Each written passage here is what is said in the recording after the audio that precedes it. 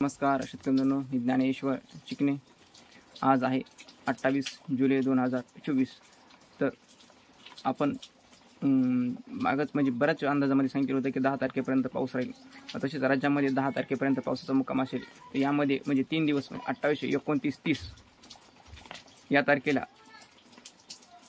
राज्यामध्ये बऱ्याच भागामध्ये हलक्या ते मध्यम रिमझिम स्वरूपाचा पाऊस पडेल। या तसेच विदर्भामध्ये मध्यम पाऊस पडण्याची शक्यता आहे। तसेच नाशिक विभागामध्ये सुद्धा मध्यम तर काही ठिकाणी जोरदार स्वरूपाचा पाऊस पडण्याची शक्यता म्हणजे उद्या आणि परवा। आणि दक्षिण महाराष्ट्रामध्ये सांगली, सातारा, कोल्हापूर या जिल्ह्यामध्ये सुद्धा म्हणजे पाऊसमान वाढणार। त्याच्यामध्ये हलका ते मध्यम तर काही ठिकाणी जोरदार स्वरूपाचा आणि कोकण पट्टीमध्ये सुद्धा मध्यम ते जोरदार स्वरूपाचा पाऊस पडणार आहे। तर हा झाला आपला 30 तारखेपर्यंतचा अंदाज। आणि पुढे 1-2 तारखेला अजून पाऊसमान थोडी कमी होईल, पाऊस मात्र सुरूच राहील।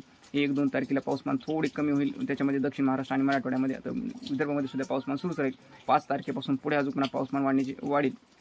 5 तारखेपासून ते राज्यामध्ये अजून पावसाला चांगली सुरुवात होईल। म्हणजे एकंदर जर पाहिलं आपण तर पावसाची आपण जर पुढे पाहिलं तर 1 दिवस पाऊस कमी आणि 1 दिवस जास्त अशा प्रकारे पाऊसमान पडेल। तर 3-4 तारखेला मात्र थोडं पाऊसमान कमी होईल, 5 तारखेपासून पाऊसमान वाढेल आणि 5 तारखेला पाऊसमान वाढून ते 6 तारखेला अजून पुन्हा थोडं कमी होईल व 7 तारखेला अजून पुन्हा पाऊसमान वाढेल। 8-9 तारखेला आणि 10 तारखेला अजून पुन्हा पाऊसमान वाढून चांगले मध्यम ते काही ठिकाणी जोरदार सुद्धा स्वरूपाचा पाऊस पडण्याची शक्यता आहे। म्हणजेच उत्तर महाराष्ट्र म्हणजे विदर्भ आणि मराठवाड्यामध्ये आणि दक्षिण महाराष्ट्रामध्ये सुद्धा हलका ते मध्यम स्वरूपाचा पाऊस पडण्याची शक्यता म्हणजे 10 तारखेपर्यंत पाऊस सुरूच राहील। हे झाला आपला हवामान अंदाज। तर माऊली चिकणे हवामान अंदाज या YouTube चॅनलला तुम्ही सबस्क्राईब करू नका। धन्यवाद।